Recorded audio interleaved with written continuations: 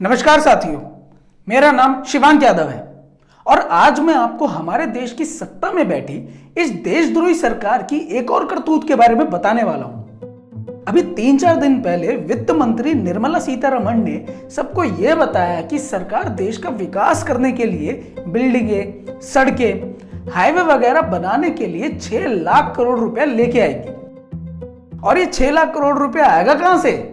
ये आएंगे 26,700 किलोमीटर की सड़कें बेचकर, 90 पैसेंजर ट्रेनें, 400 रेलवे स्टेशन, 28,608 किलोमीटर की बिजली की लाइनें बेचकर, 2,86,000 किलोमीटर की भारत नेट फाइबर नेटवर्क को बेचकर, भारत संचार निगम और महानगर टेलीकॉम निगम के 14,917 टावरों को बेचकर। इतना ही नहीं, अभी और है, छोटे शहरों के एयरपोर्ट बेचे जाएंगे, देश में माल लाने ले जाने के रास्ते, सामान रखने के वेयरहाउस और यहां तक कि खेल कूद के स्टेडियम भी बेचे जाएंगे।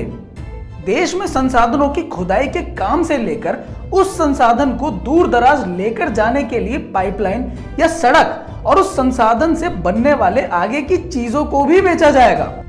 कुल मिलाकर आप ये समझिए कि सब कुछ बेचने की तैयारी है। सब कुछ मतलब सब कुछ।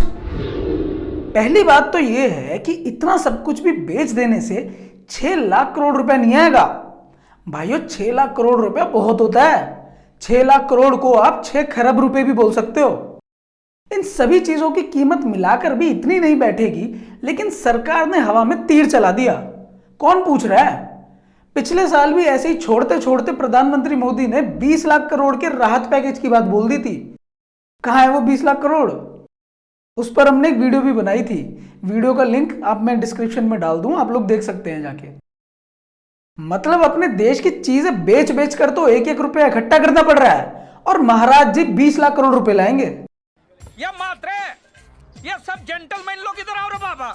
मैं बनाएगा ना पूरा ये संडा और लोटा भी पूरा चांदी का, पूरा चाल में ये सिक्का डाल। अच्छा, ये सब भाई लोग इधर आओ। आज से कोई भी भाई पानी का लाइन में नहीं खड़ा रहेगा। मैं सबके घर में 3-3 नल लगा देने वाला हूँ। 3 नल? ओ, जिसको गर्म पानी से नहाने उसके लिए गर्म पानी का नल, जिसको ठंडे पानी से नहाने उसके लिए ठंडे पानी का नल। और तीसरा नल? नहीं, तीसरे नल में पानी नहीं आएगा बाबा। जिसको नहीं नहाने का वो तीसरे नल के नीचे बैठेगा ना। अरे वो सचमुच ढिंडोरा पीट रहे सारे चौल के सामने चिल्ला चिल्ला कर। उसको रोक, मैं ये सब कुछ संभालता। बोलो बाबू क्या? भैया, 5,000 का लॉटरी लगा तो ढोल बजाकर पूरे मोहल्ले को बताने की क्या जरूरत है? आप भी 5,000। 5,000 लगा तो सटिया गया। लो सुन लो, 5,000 की लॉटरी में 3-3 नल, बेवड़ा कहीं का। चलो। देखिए, बात 1 लाख करोड़, 6 लाख करोड़ या 20 लाख करोड़ की नहीं है। रुपया तो 100 लाख करोड़ भी लाया जा सकता है अगर सरकार अपना पैसा खुद बनाए तो। लेकिन सरकार अपना खुद का पैसा थोड़ी ना बनाती है, कर्ज पर लेती है। और कर्ज पर पैसा तो कर्ज देने वाले के ऊपर निर्भर करता है ना कि वो कितना कर्ज देगा या नहीं भी देगा, और अगर देगा तो कितना ब्याज लेगा। समझ रहे हैं आप? हो सकता है आप में से कुछ लोगों को यह बात समझ में नहीं आ रही हो कि सरकार किसी से कर्ज क्यों लेगी। वो तो खुद ही सरकार है, वो तो खुद ही पैसा बनाती है। ऐसी बात नहीं है, यह आपका सबसे बड़ा वहम है। इसको समझने के लिए आपको यह समझना पड़ेगा कि पैसा बनता कैसे है। अगर आपको यह समझ आ गया तो फिर आप यह समझ जाएंगे कि सरकार चाहे तो बिना कुछ बेचे 100 लाख करोड़ रुपया बनाना भी उसके लिए कोई बड़ी बात नहीं है। लेकिन जब सरकार कर्ज पर पैसा लेती है तो 6 लाख करोड़ भी इकट्ठा करने के लिए उसे अपना देश बेचना पड़ता है। इसको समझने के लिए आपको बैंकों का मायाजाल किताब पढ़नी पड़ेगी, जिसको पढ़ने के लिए आप bankjal.com पर जाकर उस किताब को पढ़ सकते हैं। अब आप ये देखिए, अपने देश को प्राइवेट भेड़ियों के सामने खुला छोड़ देने जैसे देशद्रोही कृत्य को ये लोग कैसे बड़े बड़े नाम देते हैं। National asset monetisation pipeline. मतलब सुनने में ऐसा लगे कि अरे वाह भाई वाह, समझ तो नहीं आया क्या है, लेकिन जो भी है सुनने में अच्छा लग रहा है। अब अगर ये लोग इसका नाम ये रख देते कि देश की संपत्ति बेचकर पैसा इकट्ठा करना स्कीम, तो आम लोगों को यह बात पता लग जाती और लोग थोड़ा मोड़ा विरोध करने लगते।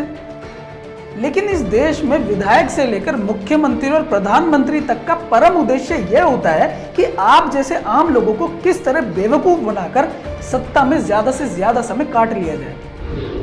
लेकिन फिर भी कुछ राजभक्त लोग, राजभक्त का मतलब समझते हैं आप लोग? राजभक्त का मतलब होता है जो राज्य का भक्त है, देश का भक्त नहीं है। उस देश की सत्ता में बैठी राज्य व्यवस्था का भक्त है।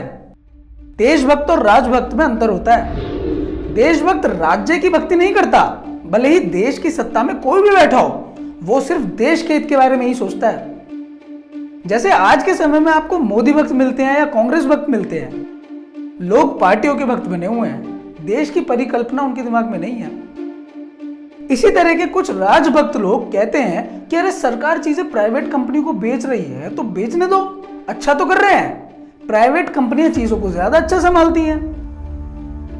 मतलब कि सरकार में बैठे देशद्रोहियों के बस की नहीं है किसी भी चीज की जिम्मेदारी लेना, तो किसी और को दे दो, बेच दो।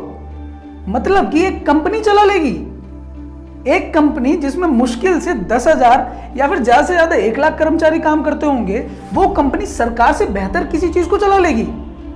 वो सरकार जिसे करोड़ों लोग चुनकर भेजते हैं, वो सरकार जिसके पास पूरे देश में इतना बड़ा तंत्र होता है चीजों को मैनेज करने के लिए, इतने सारे डिपार्टमेंट होते हैं, लाखों कर्मचारी दिन रात लगे हुए हैं, पुलिस है, तकनीक है, वो किसी चीज को अच्छे से नहीं चला पाएगी। मतलब एक 10-20 हजार करोड़ की कंपनी देश से बड़ी हो गई। अरे सरकार चाहे तो एक रात में ऐसी कंपनी खड़ी कर दे, लेकिन ऐसा तभी हो सकता है जब ताकत सरकार के हाथ में होगी।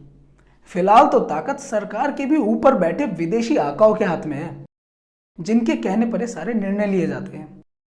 इसीलिए आपको और हमें संगठन बनाकर लड़ना होगा। मिलते हैं अगली वीडियो में, तब तक के लिए नमस्कार, जय हिंद।